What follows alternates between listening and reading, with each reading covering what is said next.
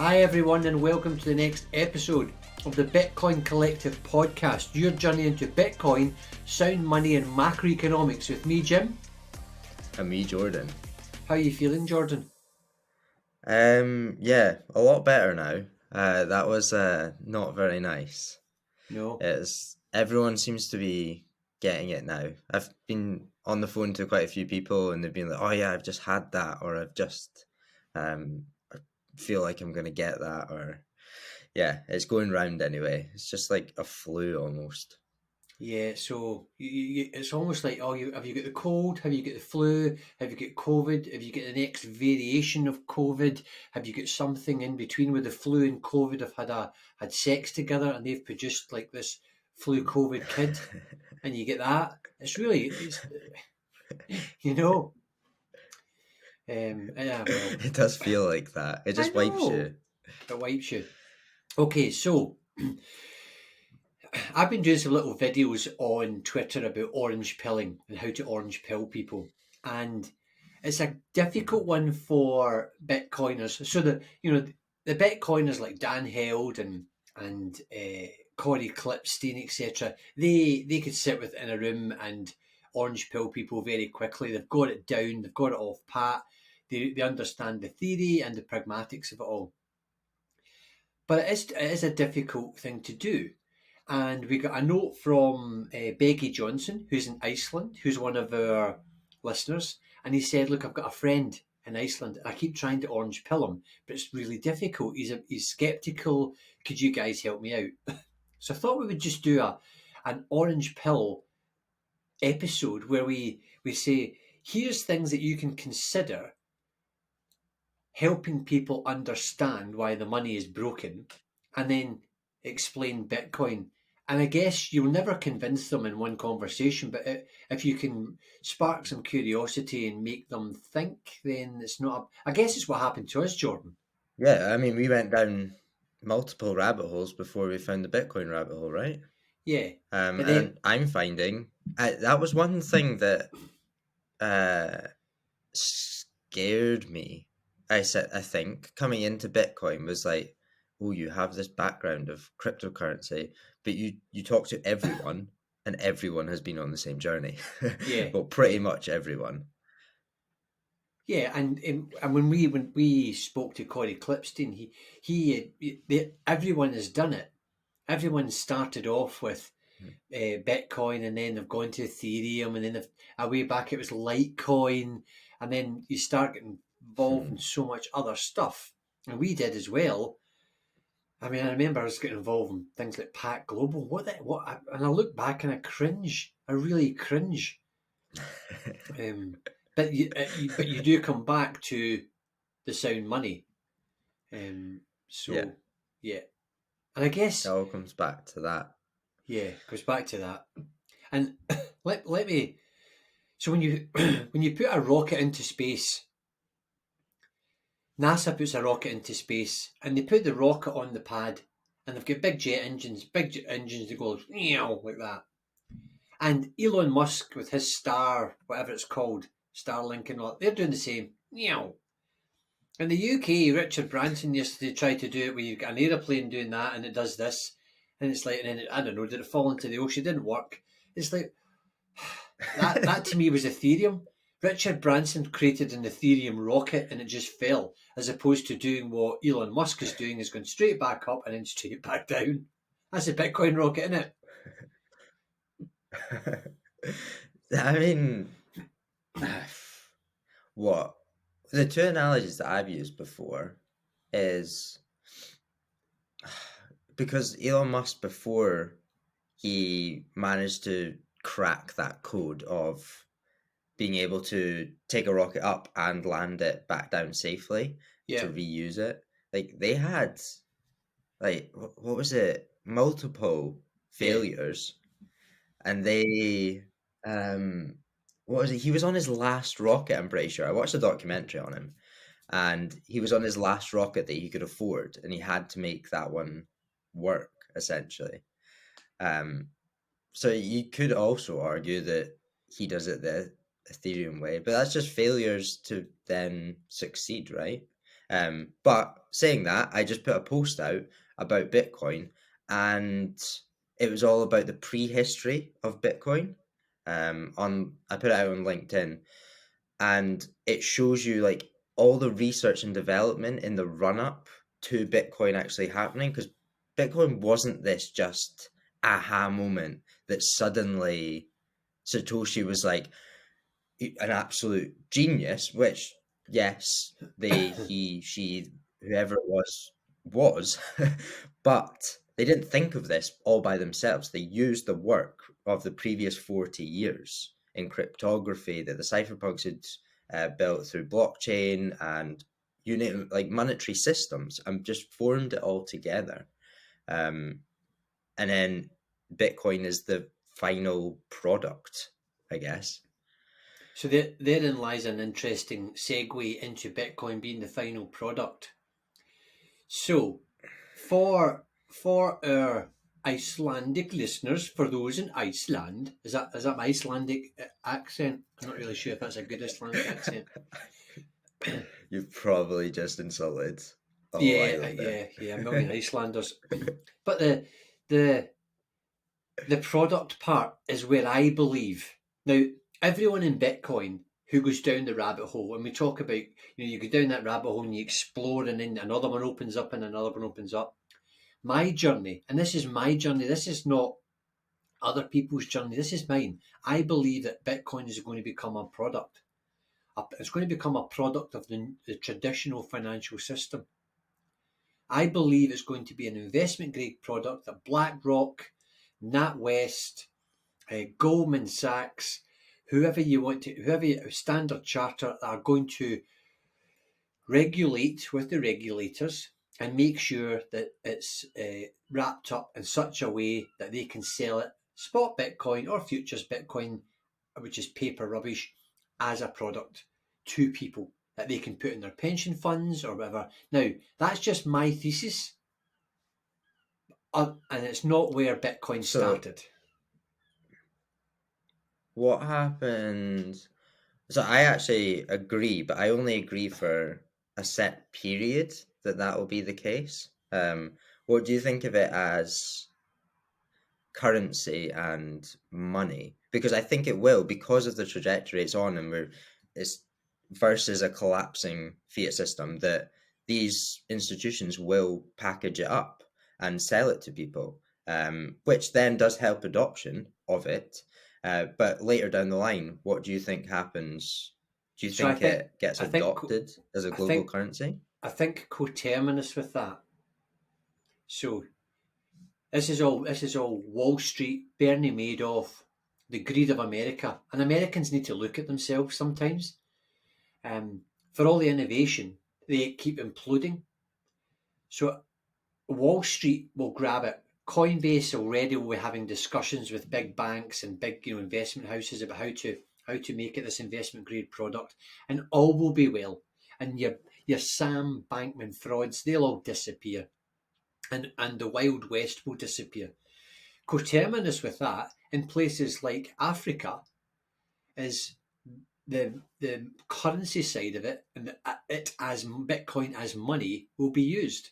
And what will happen is, because America is legitimizing Bitcoin as an investment grade product of money, these people will start to deal in sats, and they'll probably feel more confident about it because they know there's a baseline.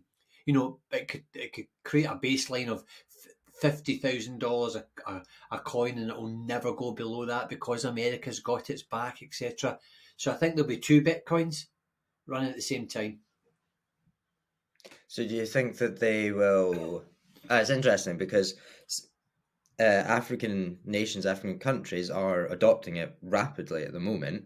Um, but so do you kind of see it as like Western world institutions, by adopting it and offering it as a product, is then going to raise adoption, which then would raise the price, is what they want in the Western world.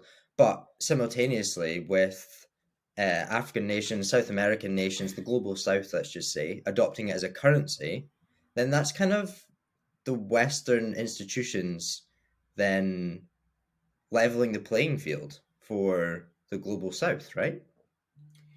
Yeah, Because they're so raising the adoption and the price of it. yeah, but they won't have even though they do that, the global south will make its own mind up on how it wants to do it and how it wants to use Bitcoin and whether it believes it has been legitimized or not. But I think America right now will not be thinking about the global south. It will just be thinking about how can we pump the price of this asset and make it legal and live happily ever after. And the hardcore Mhm. Bitcoiners will say, this is not what we want. We're off to El Salvador or we're off to Tanzania. I don't know. But I think it will Mhm. grow. I think it will grow for the poor and I think it will grow for the uber rich as well. And where they'll meet in the Yeah, middle. like I mean, we're talking about a form of money here, so it has to facilitate both parties and good and evil, and it has to both sides of anything. It has to be able to facilitate both of them, because the analogy that I use, and I can't remember who said it, but it's talking about a knife. That a knife can be used to stab someone, but it can also be used to save someone's life in surgery.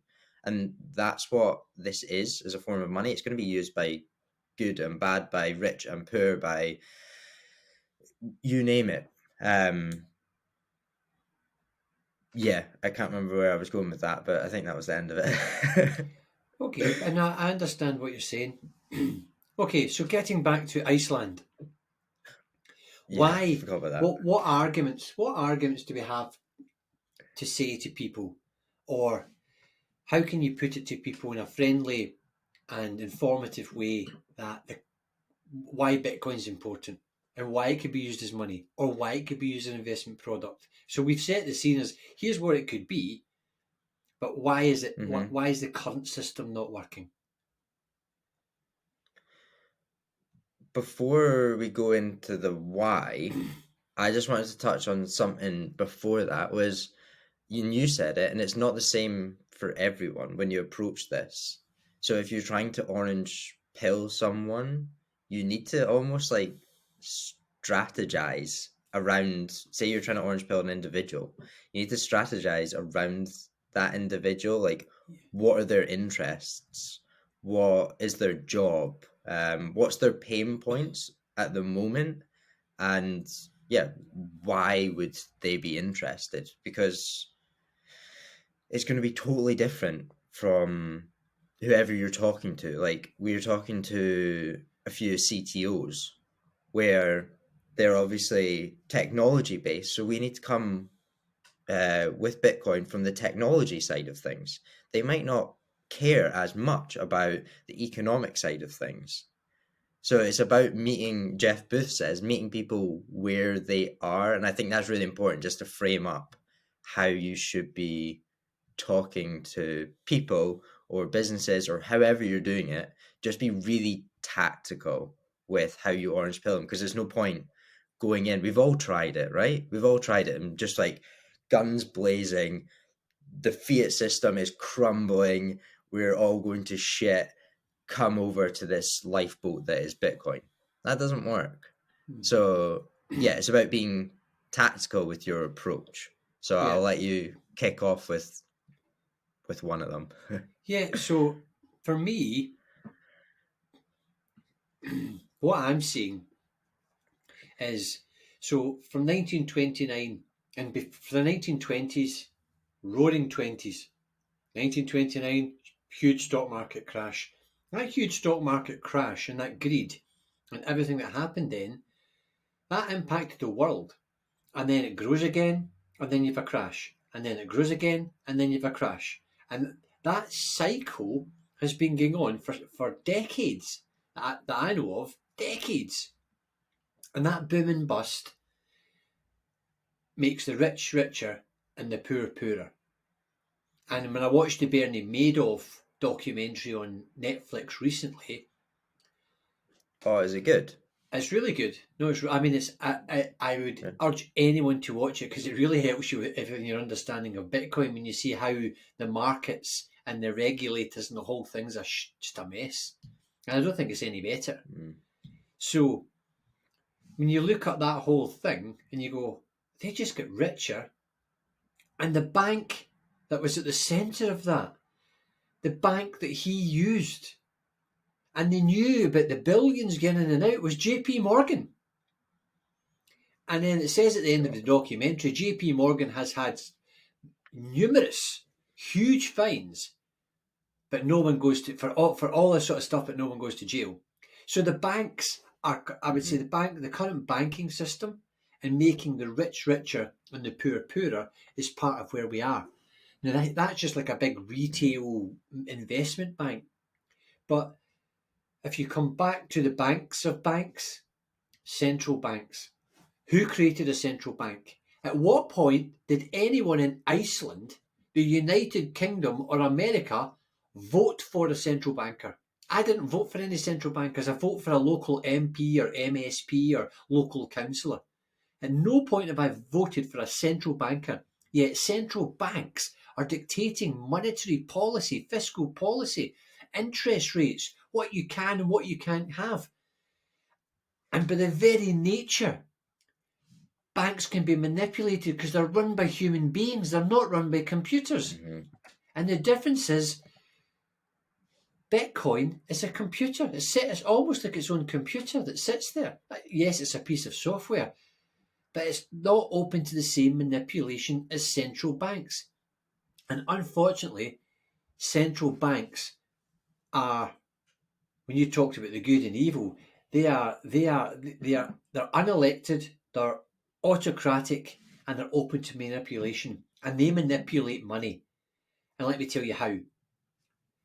They can put interest rates up or down, and you can see that right now with the Federal Reserve. And so they're essentially crashing the economy. Jerome Powell in America has more or less said, "I'm crashing the economy. I need to raise unemployment. I need to get inflation down." He has to. Well, what have you been doing for the last 10 years? as you allowed zero interest rates to get out of control, and that all those zero interest rates then made the banks fortunes because people borrowed in credit and credit cards. So right away, this whole banking system, from the banks we use every day to the investment banks up to central banks, is part of the problem.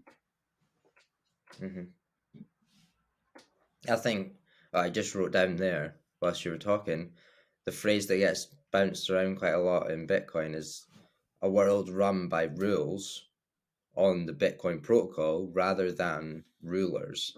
Yeah. And I think that hits a world run by rules, not rulers.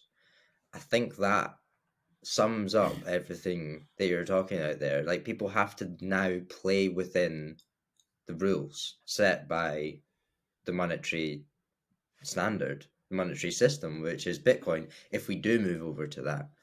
And there is no rulers.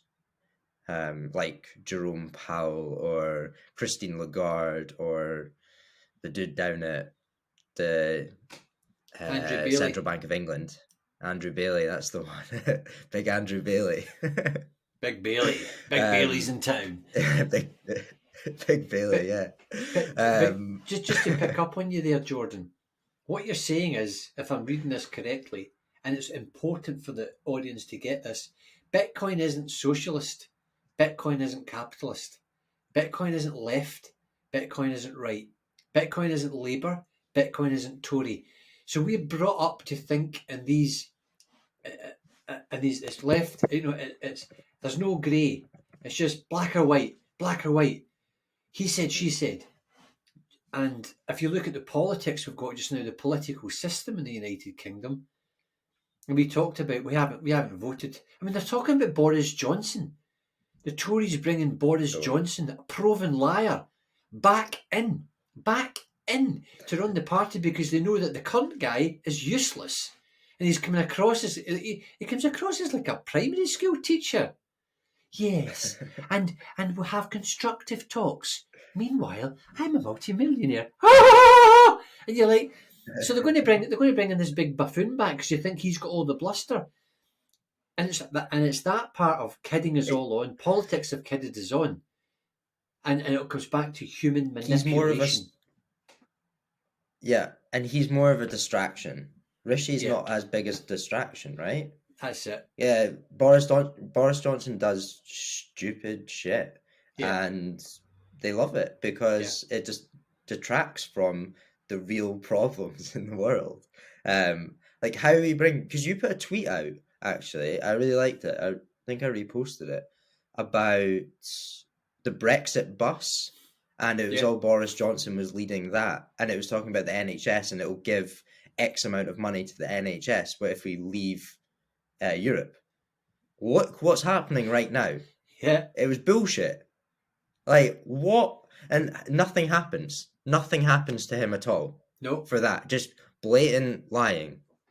And that brings us back to our Icelandic Oh friend yeah. who were orange pilling, in that what we're suggesting is that banks and central banks are manipulated and are political, and they do what suits them and suits the politicians of the time. And our politicians, I would say 80% of them, are in it for themselves.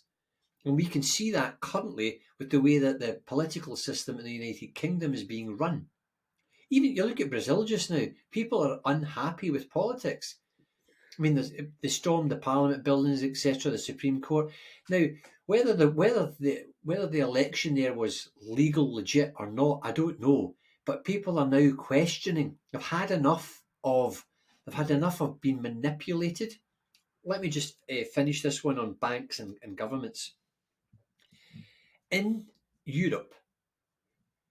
The central bank of Europe, the European Central Bank based in Frankfurt, I would say is more powerful than the actual government over there.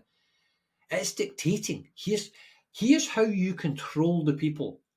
And that's where the socialist thing won't work. Here's how you control the people. Put in a central bank digital currency, and we know exactly what Jordan Walker is spending, and we'll dictate to him what he can spend. And we'll make sure people just have enough money.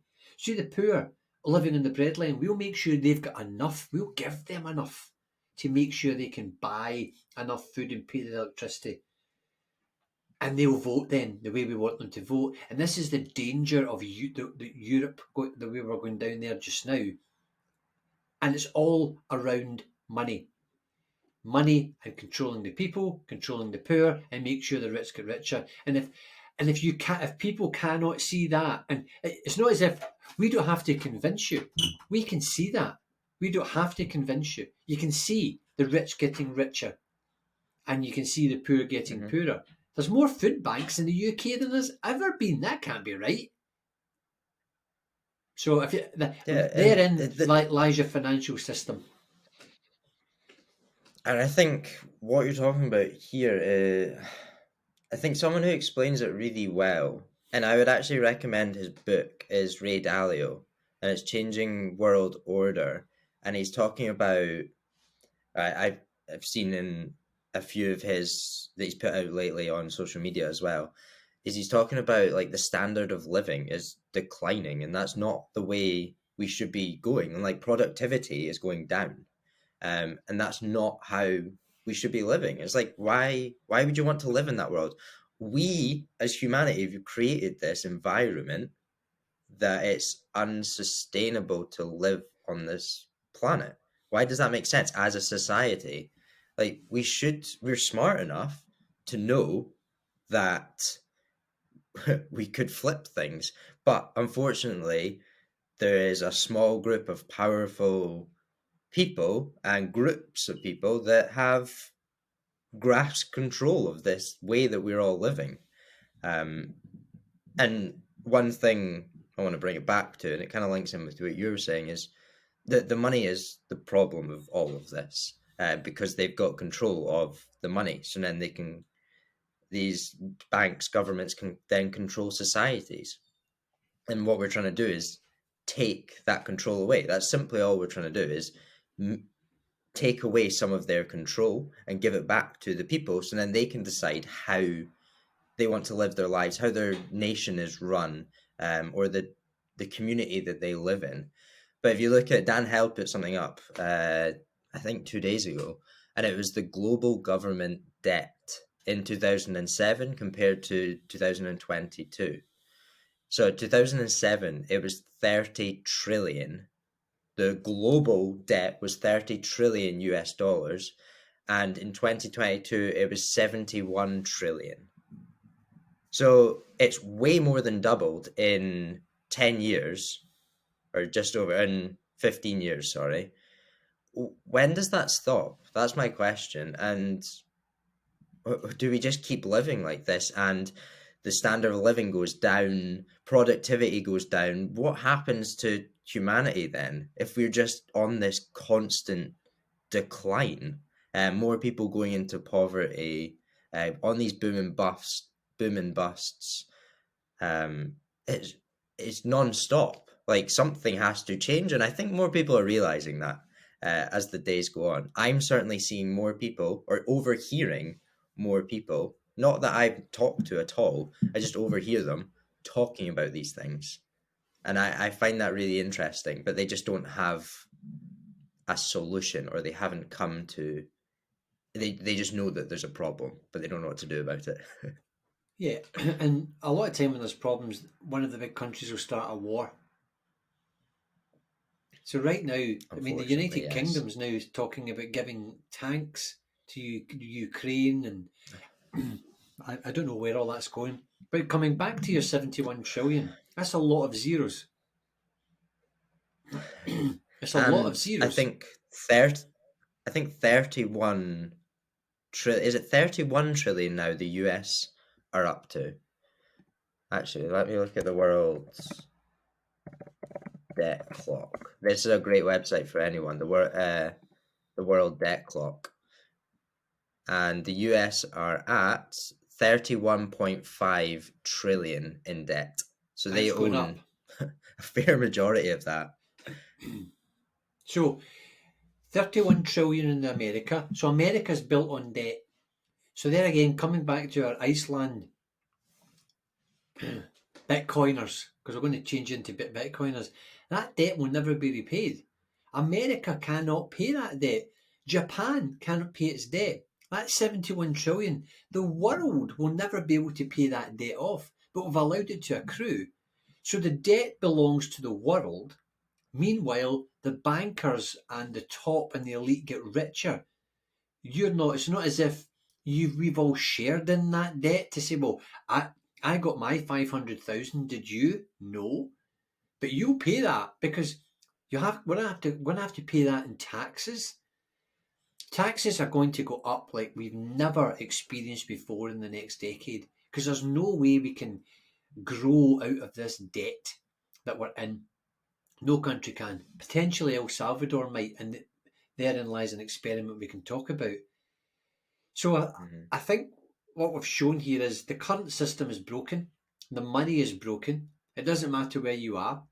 There's rich, there's poor, but ultimately we need a new, fairer system of money that's not open to as much manipulation.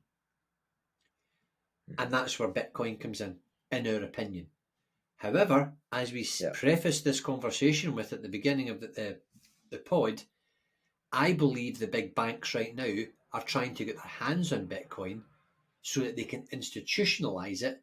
And if they do that, it might, Jordan, be open to manipulation because they might be able to manipulate the price, which is a worry. Because also in America, if you think about it, if you've got all these big banks and the whole of Wall Street start to buy Bitcoin and hold Bitcoin, where's the majority of the Bitcoin mining taking place right now? America. Mhm. And that's that there. If you were to look at it and say, here we go again, America wants to own Bitcoin. So it's going to own the mining and it's going to own the actual financialization of it. To a certain extent, that worries me. Yeah, it's a good point. That it is worrying how much of the mining they have. I agree with that. Um, but also when you say they can manipulate it, yes, they can manipulate the price, as you said, but they can't manipulate the fundamental underlying core of it. And I think that's the beauty of it, is that they can't change anything just by unelected officials, or a small group of people can change something on a whim. And yeah, the mining is, I need to look more into that. But I've heard quite a few people now saying that there is a lot of mining happening in America, which isn't necessarily a good thing because you want it to be as decentralized as possible, right? Correct. And I guess that you just hitting the nail on the head in terms of one of the big things about Bitcoin. We're about to talk about that. So we've given you part of the problem. Here's how we see some of the solution is that Bitcoin is very decentralized. So the European Central Bank or the Federal Reserve can print money or stop the printer. So they can manipulate that. So it's centralized. Bitcoin is decentralized over tens of thousands of nodes, and it's got a fixed supply of 21 million, so you cannot print it, so therefore it's not open to that manipulation, and it's more decentralized in that even though Bank of America or JP Morgan might buy it and own it, they'd have to buy it all to own it, and I don't know what the price of buying 21 million Bitcoin is. They'd have to own. I'm not sure they'll do that. I should be able to have the funds to do that. It's a good I question, mean, though, isn't it? you can't. People wouldn't give up their Bitcoin is another thing you have to consider as well. Yeah. I wouldn't sell my Bitcoin to JP Morgan. What for Um, for £1 million? no, because it's You, pounds. You're talking in pounds here. Like, then that's just starting the problem all over again, I know, but what right? I'm saying to you, what I'm Because then saying, I've got pounds. I know, but Jordan, what I'm saying to you is, I don't think that's ever going to. I don't think you're ever going to get away from until there's an absolute. This is the apocalypse. If there's an absolute meltdown of the fiat system where everybody gets hurt, we're not going to go into a Bitcoin standard. That's going to take. People are going to say, "Well, I'm going to go trade in seashells again, or I'm going to trade in what I need to do to get by," because you're talking about oblivion then. What I'm suggesting is the banks are going to own it. The price will go up, and over that 50-year period or so, you're either going to make the decision to take the wealth that it creates, or you're going to be a pure Bitcoiner.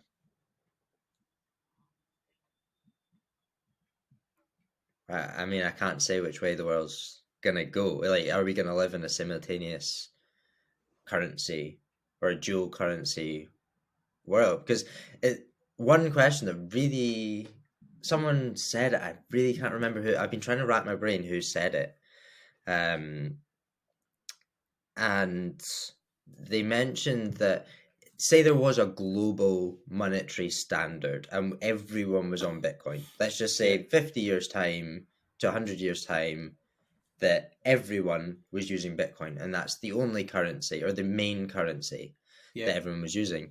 What happens to wages around the world?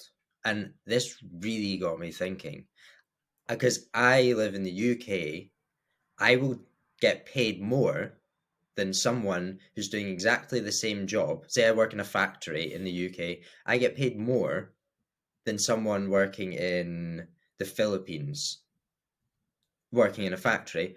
But what happens if we're using exactly the same currency? Yeah. And this has been like blowing my mind. Like, what? How does that work? This is actually one question I would like to put to Jeff Booth because I think he'd be the perfect person to answer that.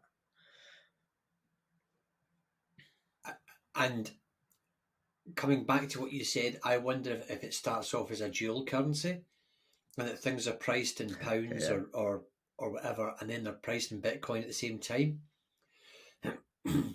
which comes back to you might not have the Armageddon of total currency collapse and then Bitcoin emerges as the new savior. What you might have is two or three countries like El Salvador going onto a Bitcoin standard, and then people watching that, and then they start to trade. And I think you're right. It won't just happen right away that one Bitcoin equals one Bitcoin, or things will be priced in sats. Because Mm. you're right. What people at Australia, they've got a fantastic economy just now. They might say we don't want Bitcoin. Everything's fine over here. And it's where countries are maybe struggling. that Bitcoin or a dual currency might come through, and you're kind of seeing that just now. So coming back Yeah. to Iceland, could you And put we don't Iceland on a want dual currency? potentially. I don't know enough about Iceland. Maybe we should take a trip to Iceland. I'd be Well, keen for that they've got on a road lots of trip. geothermal energy. They could be big Bitcoin miners, Oh, I think they are already are massively.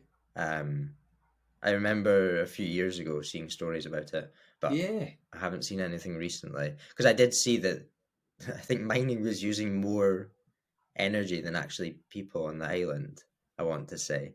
Um, but obviously I, I assume that it's renewable energy, but hopefully it's not getting taken away from the grid. Um, but going back to your currency collapse Yeah. statement, that's not what we want. I do not want us to move fast onto a Bitcoin standard. Fundamentally, like I think that would be catastrophic for societies around the world if we just suddenly shifted from one monetary system to the other. Think of the chaos, the anarchy that would happen. Like this has to be done over a set period of time and through stages as well. So I think one of those stages is a multi-currency, a dual currency, however it is.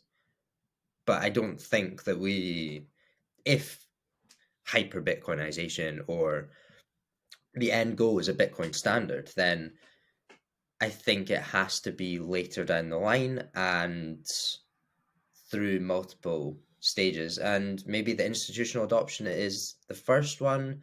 I don't know what those stages are, but I do not want us to just suddenly flick a switch. That would be horrendous for civilization, really.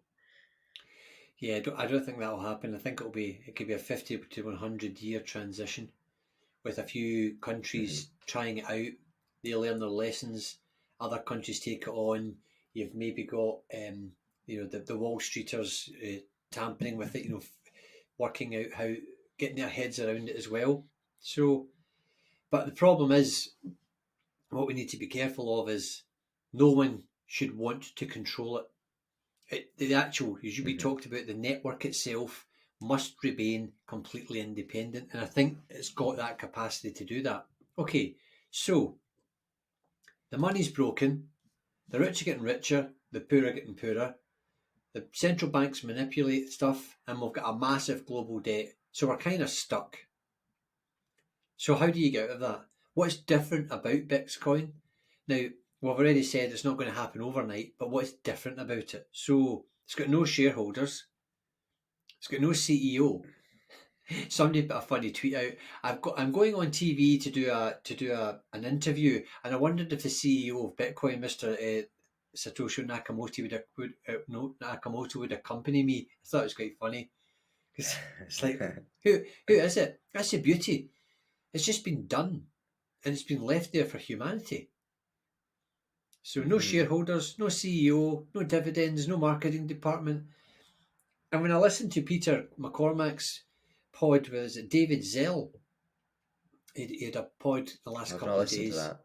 It's good. He's kind of the Bitcoin policy guy over. He's creating policy for Washington DC, and he said, it's so different in Bitcoin. And you and I have come across this because we don't have. If you want to go for a Senate hearing, they can phone up the CEO of Ripple, and he can turn up with an army of accountants and lawyers and auditors and show all this, and put money towards it.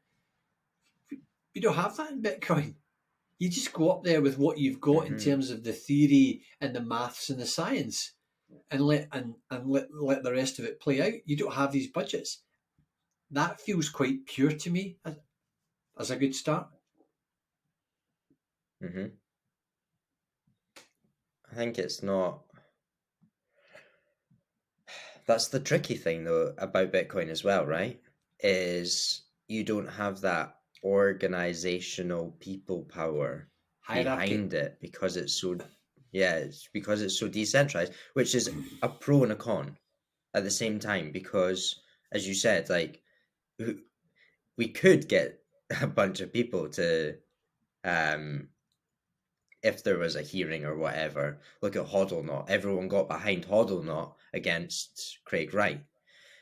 But there isn't that organizational structure behind Bitcoin not attacking, but like fighting back against a very organized structure that is governments, central banks, big institutions. We don't have that. And that's where it comes down to the community and the decentralization. And I think that's why bringing Bitcoiners together, you have such amazing conversations, um, because you're all like-minded, and yeah, it's just bringing people together. I feel like, which sounds very cringy, but it kind of does at the same time. Okay, so how does that help? What you've said there, how does that help our Yeah. Icelandic non-Bitcoiner? Mm, yeah, I was kind of just showing the pros and the cons of it, but it shows that it is happening. Like the people are getting the power back, on small individual levels, I guess. Like you're fighting David versus Goliath, really. And that's what we're trying to fix. I feel like this isn't helping the case for orange pilling. So I think what you're saying I is, feel like I'm just explaining Bitcoin. I think, I think what you're saying is, so you've got money, so you've got Ripple, and you've got Ethereum, who have got creators, and they've got developers, and they've got money behind them, and they've got marketing budgets, etc. And they can go in and interfere with the code. And they groups of them they've then got a bias. Whereas Bitcoin was created 14 years ago, it's been put out there, and there's no bias. There's no leader. The consensus is the consensus. It was, as Michael Saylor says, it's pristine technology, and people Mhm. have been trying to improve upon it through human interference. But the actual network itself is just ticking along as it was intended to do. So there's a purity and a rareness there and an authenticity around it. And if you can get your head round that initially, you say, well, America might say, or Iceland might say, how can we adopt that? How can we use that? And that's the beauty. It was put out there, and you can use it or adopt it any way you want, but you can't interfere with it. You can't manipulate the money. No central bank can say, we're bringing Bitcoin inside here and we're going to do this. And that has got to be a good thing, because it can be no left or right or socialist or capitalist, because it's just a piece of autonomous software that sits on Mhm. 49,000 nodes throughout the world. Coming back to what you said Nicely then, put. thank you. Coming back to what you said is, so if I want to transfer money to someone in Iceland right now, I have to go to my bank and I have to say, I'd like to transfer £100 in sterling to this account. So I've got to have the account number, which is fine, or the IBAN number. I'll then transfer it. Two things happen then. The first thing that happens is there's an exchange rate, and within that exchange rate, the bank makes a margin. That's the first thing. The second thing is, in that whole transaction, the bank takes a fee. So there's two. I get charged. I might only be £80 or 88, £85 that actually gets transferred across, because £15 disappears to the bank. And that's all done through the American SWIFT system. So America owns the SWIFT system, which was able to take Russia off the SWIFT system. So it comes back to America again. We don't want to make this anti-American, but you can Mhm. see how there's a control thing going on in the money. So my Yeah. friend over in And Iceland gets £85, not with Bitcoin, because it's peer to peer. exactly. And we've seen signs of America weaponizing the monetary system, right? The Yeah. SWIFT system. And when they threatened to take Russia off of the Swift system. Did they do it in the end? I can't even Yeah, remember. yeah, it's done. But Russia Yeah, they just did. trading. It's trading in other ways. Yeah. But yeah, that's like the first signs. Like we're seeing a lot more signs of weaponizing monetary systems, which is scary.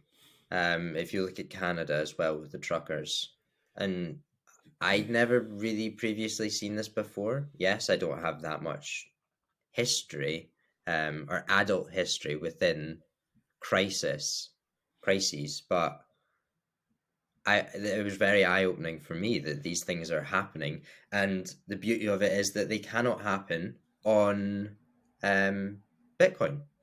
Like the truckers then resorted to receiving money in Bitcoin, because the government couldn't interfere with it, although they tried to interfere with it, and made a mockery of themselves because they showed that they didn't understand it, which was hilarious. Um, but that is the beauty of it, is that no one has control other than you over your money and where you send your money and who you send your money to. Yeah. So I can send from my Bitcoin wallet. I can send £100 to Iceland to the person there who's got a Bitcoin wallet, which is, I mean, everyone thinks it's complicated. It's not any more complicated than a sort code and an account number. It's just a wallet address Hmm. that you copy and paste into your wallet, and then I'll send that. And I know that that's on the Bitcoin network, and there's no middlemen. And that's the bit that JP Morgan, that's the bit that Visa and MasterCard don't want to happen, because they make huge fees. Every time you go in and you pay for something in your card and you go, "Doo-doo-doo," and £60 comes off for a pair of shoes, £3 or £4 of that goes to MasterCard or Visa or the bank. Not with Bitcoin. That's the huge difference. And that's what's scaring them. So it's all part of the debt thing. Our lives are so much better because of Visa and MasterCard. Really? It suits them and they make lots of money.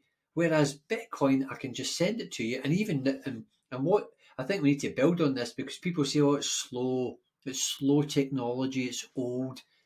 Lightning, what Jack Mallers and Strike and things are doing on top of in Bitcoin, the Lightning layer, it's going to be lightning fast, and it's pennies. I might send you. I could send you £1 million if I had it in Bitcoin to Iceland for like 3 pence. Now, if I was to do that through the bank, it might take 2 days, and they'd charge me 400. Might charge me £400 or £500. That's the difference about us taking back our lives with Bitcoin. Yeah, and it's just starting. Like Yeah. we're part of. Right. Now that your cleaner is clearly turned on the Hoover, let's wrap up. That's the dog. That's the dog doing it. So hopefully we've shown there's the old system which is open to manipulation in a bad way and hasn't really worked. As you said, 71 trillion in debt. And there's the Mhm. opportunity for the new age. Remember when the internet started, that'll never take off. Well, this is the internet of money. This is internet money. And Mhm. it's just, hopefully we've created some discussion points that you can go away and explore now. And ultimately you'll go down that rabbit hole. And I guess when we talk about orange pill, this is an orange pill. You talk about tactics. You pick one or two of these, and that's your tactic, depending who you're talking to. But you've then got to say, well, you're essentially questioning what they were brought up with. Here's your perception of reality and what you've been told is correct, and the structures, and whether they're political or financial. And we're saying, no, there's a different way to do it. That it's not a bad way. It's just a different way to consider it. Mhm. And that's hard, right? For a lot of people to Yeah. accept is you are questioning their reality of Yeah. life and how societies work, which is not an easy thing to tackle. Like that's a hard conversation, which is Yeah. why it needs to be done tactically. And you need to go in with a strategy. And that's one thing that I've learned over this past year is knowing your audience, knowing who you're talking to. Yeah. and how you want to talk to them. Put yourself in their shoes. How do you think that they would understand Bitcoin? Even if it's at just like a tiny little seed, you just want to plant the seed initially. That's all you need to do. Don't go guns blazing, just plant a little seed, and either they will come back to you, or you could just go back to them a while later and be like, just build upon that. Yeah. I think that's the best way to do it. I suppose also it's not making it too much of a stretch. So if I was to say, when Elon Musk says, we'll all be living in Mars in 10 years, I'm like, I don't think we will, mate. That's massive to get my head around that. I mean, it's enough for people moving from Edinburgh to London, never mind moving to Mars. Whereas, but it's easy to say, well, actually, you could pay for this using this, because it's just a different currency. And right now, people see it as a bad currency just because of, and I would say to people, don't conflate FTX, Sam Bankman fraud, and all the rubbish that is going on with the Bernie Madoff moments with Bitcoin. Bitcoin is not an exchange. Bitcoin is a completely separate piece of technology that the exchanges have used and put human greed and human frailty onto to make bad actors rich. Completely different. All right, mate. That was a quick hour, wasn't it? Holy Perfect. schmoly! That Right. was a good one. I really enjoyed that. Well, I'm hoping that our friend in Iceland we can maybe help them open a Bitcoin wallet and send them some Bitcoin and show how it works. Yes, I'd be keen for that. Definitely. Well, let's see what feedback we get. So, everyone, have a great week. Have a great weekend. Ciao.